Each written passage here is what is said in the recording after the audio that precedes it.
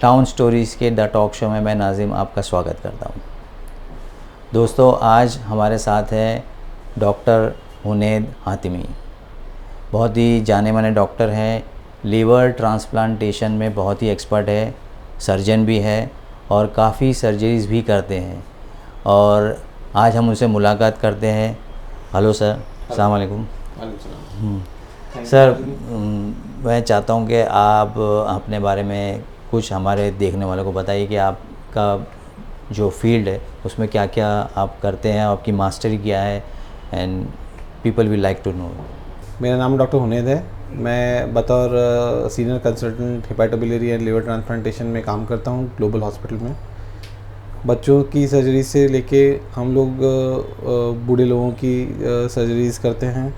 हम लोग छोटे छोटे बच्चे जैसे कि 5 महीने के बच्चे, उनका ट्रांसप्लांट से लेके 70-80 साल के लोगों का ट्रांसप्लांटेशन करते हैं। इसके अलावा हम लोग सारे लीवर के कैंसर्स और लीवर की बीमारियों को ठीक करते हैं। ये काफ़ी स्पेशलाइज्ड फील्ड है और आज के टाइम में इसकी काफ़ी डिमांड है। सर, मैं सबसे पहला क्वेश्चन ये आपसे पूछना चाहूँगा कि मोबाइल फ़ोन्स आज की तारीख में ऐसा हो गया कि इसके बगैर ज़िंदगी नहीं है, और इतना यूज़ होता है कि लोग उसको साथ में लेके सोते भी हैं तकिए के पास रख के, और दिन भर जो है वो जेब में रहता है। तो इसकी जो रेडिएशन है ये हमारी ज़िंदगी में ऑन द स्पॉट तो हमें पता नहीं चलता, लेकिन इसकी रेडिएशन हमारी ज़िंदगी में क्या असर करती है, कितना हमें इससे सतर्क रहना चाहिए, कैसे हम इसको हैंडल करें। हमने देखा है कि आजकल मोबाइल का यूजेज बहुत बढ़ गया है। लोग 10-10 घंटे 12-12 घंटे फ़ोन पे रहने लगे हैं। इसके साइड इफ़ेक्ट्स हैं जो हमको रोज़मर्रा की ज़िंदगी में नहीं समझ में आता है। अब जैसे कि अगर हम सेफ़ लिमिट की बात करें मोबाइल यूजेज की, तो ऐसा बोला जाता है कि आधे घंटे से के स्ट्रेच से ज़्यादा मोबाइल फ़ोन पे नहीं रहना चाहिए और पूरे दिन में इसका यूजेज 4 घंटे से कम होना चाहिए। बट हम देख रहे हैं कि इसका यूजेज इससे कहीं ज़्यादा है। इसके जो साइड इफ़ेक्ट्स हैं वो क्या हो सकते हैं, उसके बारे में मैं आपको बताता हूँ। जैसे कि अगर हमने फ़ोन बहुत लंबे समय तक के लिए यूज़ किया है तो आप देखेंगे कि कुछ लोगों को इससे हेडेक होता है, अटेंशन स्पैन जिसको बोलते हैं वो कम हो जाता है, बहुत लोगों को स्लीप डिसऑर्डर्स भी पाए जाते हैं। और अगर हम सबसे बड़ा इसका जो साइड इफ़ेक्ट है उसकी बात करें तो लोग धीरे धीरे डिप्रेशन में जा रहे हैं। स्पेशली अगर हम बच्चों की बात करें तो आप देखेंगे कि स्क्रीन टाइम इतना ज़्यादा है कि बच्चे आपस में खेलने कूदने के बजाय मोबाइल देखने में ज़्यादा बिजी हैं। इसके सारे लॉन्ग टर्म साइड इफ़ेक्ट्स हैं जो हमें अभी समझने हैं ताकि हम इससे बच सकें। अगला सवाल मेरा ये है आपसे कि आज की तारीख में लोग बहुत शॉर्ट मेमोरी में हो गए, इतना मेमोरी पावर ज़ीरो हो गया लगभग। यानी लोग कोई भी चीज़ को ज़्यादा टाइम तक अपनी मेमोरी में होल्ड नहीं कर पा रहे। तो मेमोरी को कैसे हम एनहांस करें या बढ़ाएं, इसके लिए क्या करना चाहिए सर? देखिए, ये सब जो प्रॉब्लम्स हैं वो रोज़मर्रा की ज़िंदगी में हमें काफ़ी परेशान करती हैं। स्पेशली जब हम मेमोरी की बात करते हैं तो आपको भी पता है कि कोई भी काम, चाहे छोटा से छोटा या बड़ा से बड़ा काम हो, उसके लिए मेमोरी, उसका क्या आपने काम किया है उसको याद रखना ज़रूरी है। तो सबसे पहले जो कुछ बहुत ही सिंपल चीज़ें हैं जो हमें फॉलो करनी चाहिए जिससे मेमोरी एनहांस होती है, उसके बारे में मैं आपको बताऊंगा। जैसे सबसे पहले फ़िज़िकल एक्टिविटी। हमने देखा होगा कि लोग फ़िज़िकल एक्टिविटी बहुत ही कम कर दिए हैं। जो मॉर्निंग वॉक्स हैं, जॉगिंग हैं, ये छोटी छोटी चीज़ें हैं जो बहुत ही इफ़ेक्टिव हैं आपकी मेमोरी इन्हांस करने में। दूसरा एक काम करना है, वो हमें मेंटली एक्टिव रहना है।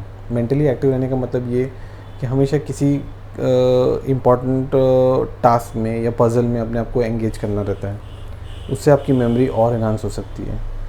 तीसरी इम्पॉर्टेंट चीज़ है कि आप सोशलाइज़ करिए, आप लोगों से मिलिए, फ्रेंड सर्कल में जाइए। डिनर्स होते हैं जो अभी बहुत हम देखते हैं कि काफ़ी कम हो गया है, सोशल गैदरिंग्स हैं। ये this is also very important in enhancing your memory.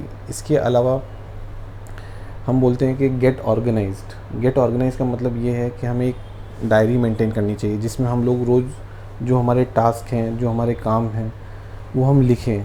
और उसको देख के फिर वापस से मैच करें कि हमने वो काम आज हमने जो सोचा है वो हुआ है कि नहीं हुआ है। उसी को देख के फिर हम अपने टारगेट सेट करने चाहिए। इसके अलावा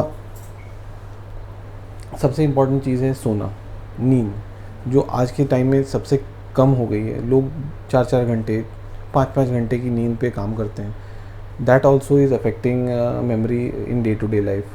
तो एक एडिक्वेट स्लीप होनी चाहिए, 7 to 8 आवर्स की स्लीप अगर हमें मिले तो ये भी हमारी मेमोरी को काफ़ी एनहांस करने में मदद करती है।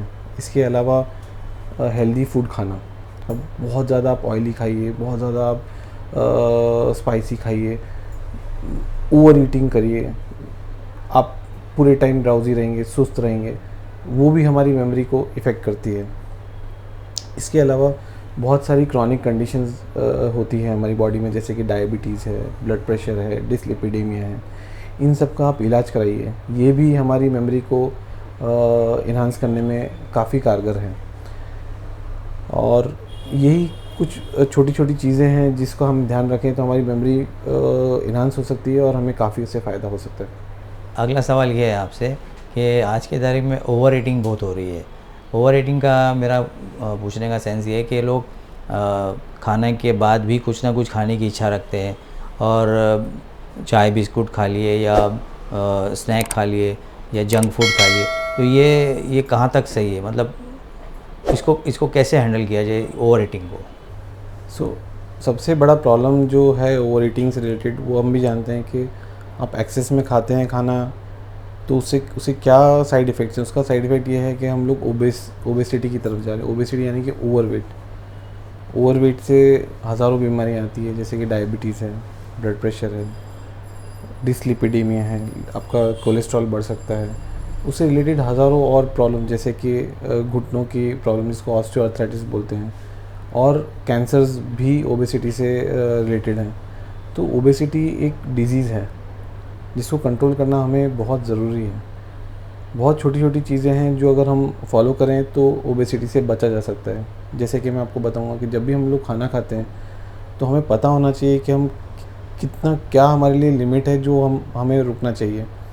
जनरली ऐसा बोला जाता है कि इतना खाओ कि एंड में आपकी भूख रह जाए, दैट इज़ अ सेफ। अगर सिंपल लैंग्वेज में मैं आपको कहूँ तो इतना ही खाना खाना है कि एंड में आप भूखे रह जाएं। ऐसा पेट भर के खाना नहीं खाना होता है, क्योंकि एक बार आपकी वो आदत बनती है, उससे फिर धीरे धीरे वो बढ़ती ही जाती है।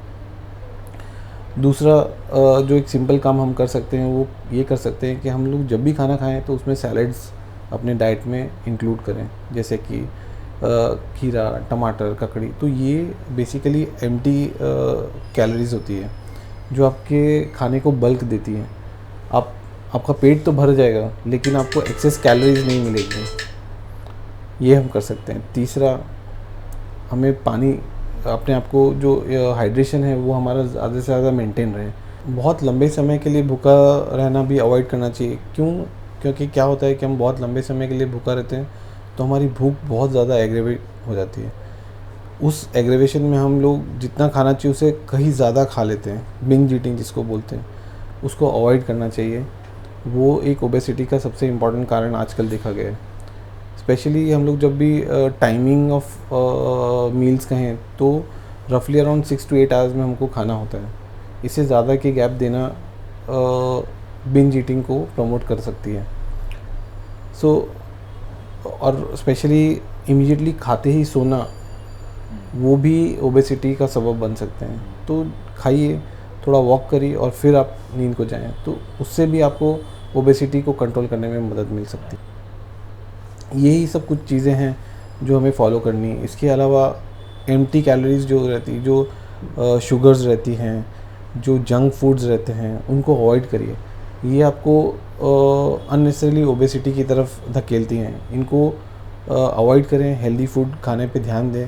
यही कुछ चीज़ें हैं जो ओबेसिटी से हमें बचा सकती हैं। एक डॉक्टर की ज़िंदगी में एक ऐसा वक्त भी आता है कि जब सारा दारोमदार उनके डिसीजन पे डिपेंड होता है। फैमिलीज़ भी उनकी तरफ तकती रहती है कि क्या होगा, अभी कैसे होगा, और डॉक्टर के हाथ में ये होता है कि मरीज़ की ज़िंदगी बचेगी या क्या होगा, यानी पूरा दारोमदार उनके हाथ में होता है। तो उस वक्त डॉक्टर की जहनी कैफियत कैसी होती है और वो उनके क्या ऐसी चीज़ होती है कि वो किस चीज़ को इम्पोर्टेंस देते हैं उस वक्त? सो बहुत बार डॉक्टर की ज़िंदगी में ऐसे सिचुएशन आते हैं जहाँ पे पेशेंट बहुत क्रिटिकल होते हैं। पेशेंट्स की पूरी फैमिली उसी अकेले पेशेंट पे डिपेंडेंट होती है, फाइनेंशियली, इमोशनली। ऐसे केसेस में हमारा जो डिसीजन होता है वो बहुत ही इम्पोर्टेंट होता है और हम लोग काफ़ी स्ट्रेस में रहते हैं कि क्या करें क्या ना करें, क्योंकि हमें पता है कि हमारा एक डिसीजन उसकी ज़िंदगी बचा सकता है या उसकी ज़िंदगी गंवा सकता है। तो ये सारी जो सिचुएशन होती है वो हर एक डॉक्टर के लिए बहुत ही डिफ़िकल्ट होती है। हमें बहुत सोच समझ के डिसीजन लेना होता है उस टाइम पे, बट हमें उस टाइम पे बहुत ही अपना दिमाग ठंडा रख के सोचना होता है कि हर एक बीमारी के अलग अलग ठीक करने के तरीके होते हैं। उस पेशेंट के लिए क्या बेस्ट उस टाइम पे काम करेगा वो हमें सोचना होता है। कभी कभी ऐसी सिचुएशंस भी आ जाती है जहाँ पे हमको पेशेंट की फाइनेंशियल सिचुएशन के बारे में भी काफ़ी सोचना पड़ता है, क्योंकि कभी कभी ट्रीटमेंट बहुत महंगे होते हैं। कभी कभी हम लोग जानते हुए भी कि पेशेंट को हम नहीं बचा पाएंगे, फैमिलीज़ को देखा होगा कि काफ़ी सब कुछ स्पेंड कर देती है, घर बार जेवर सब बेच देती है और पेशेंट को ठीक करने के लिए, और अल्टीमेटली कभी कभी पेशेंट को नहीं बचाया जा सकता है। ऐसी सिचुएशन में हमारे लिए बहुत ज़रूरी है कि हम लोग फैमिली मेम्बर को बहुत अच्छे से काउंसल करें, उनको हर चीज़ के बारे में बताएं, अपना बेस्ट शॉट है वो दें। और अगर लग रहा है कि सच में पेशेंट को बचा पाना बहुत मुश्किल है तो तसल्ली दीजिए फैमिली को और उनको कहिए कि बहुत ज़्यादा फिजूल का खर्चा इसमें ना करें, क्योंकि in trying to save the patient the family should not die. That is also very important, which also sometimes is very important for us to decide and counsel the family accordingly. Sir अगला सवाल आपसे ये है कि आज की रोज़मर्रा की जो ज़िंदगी है इसके अंदर स्ट्रेस यानी कि तनाव और एंजाइटी यानी कि बेचैनी और डिप्रेशन यानी कि जहनी दबाव, ये सारी चीज़ें नॉर्मल लाइफ में क्रीप इन होके आ चुकी है। एक मतलब एक कॉमन मैन जो है इससे ऑलरेडी जूझ रहा है, तो इसको एक नॉर्मल तरीके से हम कैसे हैंडल कर ले लाइफ में? आप सही कह रहे हैं। ये स्ट्रेस, एंजाइटी, डिप्रेशन ये एक स्पेक्ट्रम है। आप देखिए कि over stress can lead to depression. So basically सबसे पहला जो मैं बोलना चाहूँगा कैसे अवॉइड किया जाए, तो अवॉइड एक्सेसिव स्ट्रेस। वो कैसे हम कर सकते हैं? ओवरवर्क अपने आप को ना करें, बहुत ज़्यादा इतने टास्क ना ले लें जो आप ख़त्म ही नहीं कर सकें। जब भी आप कोई काम कर रहे हैं तो बीच में आप ब्रेक लीजिए, काम से हटिए, अपना माइंड दूसरी रिक्रिएशनल एक्टिविटीज़ में डालिए। इसके अलावा एक प्रॉपर स्लीप होना बहुत ज़रूरी है। आपने देखा होगा कि लोगों को नींद ही नहीं मिल पाती है, वो एक स्ट्रेस और एंजाइटी का सबब बनते हैं जो फिर अल्टीमेटली डिप्रेशन में एंड अप होते हैं। सोने जाएं उसके पहले पानी बहुत ज़्यादा फ्लूइड्स न लें, क्योंकि आप नींद डिस्टर्ब हो सकती है। अगर नींद नहीं आ रही है 20 मिनट कुछ और अपने आप को फोर्स मत करिए सोने के लिए, कुछ पढ़िए, कुछ ऐसी एक्टिविटी करिए जिससे आपका माइंड डाइवर्ट हो और उसके बाद में आप सोइए। एक्सरसाइज बहुत इम्पॉर्टेंट है। एटलीस्ट 60 मिनट की एक्सरसाइज अगर हम करते हैं, ब्रिस्क वॉकिंग भी चलेगी, वो ही हमें काफ़ी मददगार होती है स्ट्रेस, एंजाइटी, डिप्रेशन से बाहर निकलने में। सोशलाइजेशन बहुत ज़रूरी है। आजकल लोगों के पास टाइम ही नहीं है। लोग अपने आप को इतना बिज़ी कर लिए हैं कि दोस्तों से मिलने का, दोस्तों से बातें करने का, फैमिली मेम्बर से मिलने का, उनके साथ गैदरिंग, ये बहुत धीरे धीरे कम होती जा रही है। वो एक बहुत ही इम्पॉर्टेंट कॉज है स्ट्रेस, एंजाइटी और डिप्रेशन का। इसके अलावा अभी आजकल के ज़माने में स्ट्रेस, एंजाइटी, डिप्रेशन काफ़ी डिस्कस किया जाता है। क्यों ऐसा है? क्योंकि पहले के ज़माने में हमारे पास वो फैसिलिटीज़ नहीं थी। लोगों को डिप्रेशन, एंजाइटी था लेकिन अवेयरनेस नहीं थी। आज हमारे पास में काउंसलर्स हैं, साइकोथेरेपिस्ट हैं, डॉक्टर्स हैं जो लोगों की मदद कर रहे हैं इससे बाहर निकलने में, और आइडेंटिफिकेशन ईजी हो गया है। और हमारे पास अभी सहूलियत है, हमारे पास लोग हैं जो इसको ठीक करने में हमारी मदद कर सकते हैं। तो कभी भी अगर हम ऐसे दौर से, ऐसे एंजाइटी, ऐसे डिप्रेशन से गुज़र रहे हैं, तो डॉक्टरों की, साइकोथेरेपिस्ट की, काउंसलर्स की मदद लेने में हिचकना नहीं चाहिए। ये काफ़ी आपको आपकी जो बची हुई ज़िंदगी है उसको अच्छी करने में काफ़ी आपकी मदद कर सकते हैं। सर, अगला सवाल आपसे ये है कि नॉर्मली क्या हो रहा है कि ज़रा सी भी तबीयत ख़राब होती है तो लोग नेट खोलते हैं, नेट के ऊपर जो भी दवा अवेलेबल रहती है तो उनको लगता है ये सही दवा है और वो खा लेते हैं विदाउट कंसल्टिंग द डॉक्टर। तो इससे क्या साइड इफ़ेक्ट हो सकते हैं? बहुत बार हमने देखा है कि बहुत सारे लोग अपने जो सिम्टम्स होते हैं वो नेट पे सर्च करते हैं और फिर वो जो भी मेडिसिन उसमें नेट पे आती है उसको खा लेते हैं। ये आपकी बात बिल्कुल सही है, क्योंकि हर मेडिसिन के अपने अलग अलग साइड इफ़ेक्ट होते हैं और कोई भी मेडिसिन एक्सेस में ली गई तो उससे काफ़ी डैमेज हो सकते हैं वेरियस ऑर्गन्स का। जैसे कि मैं एग्जांपल दूंगा कि हम लोग एक्सेस पेन किलर्स खाते हैं, उससे अल्सर्स हो सकते हैं, उससे किडनीज डैमेज हो सकती है। यहाँ तक कि अगर हम पैरासीटामोल जैसी स्मॉल सिंपल ड्रग की बात करें, अगर उसको एक्सेस में आपने खाया तो उससे लीवर डैमेज हो सकता है, लीवर फेलियर में जाते हैं लोग। और इतना ख़राब लीवर डैमेज होता है कि वो पेशेंट्स का हमको लीवर बदल करके उसका ट्रांसप्लांटेशन करने की भी नौबत आ जाती है।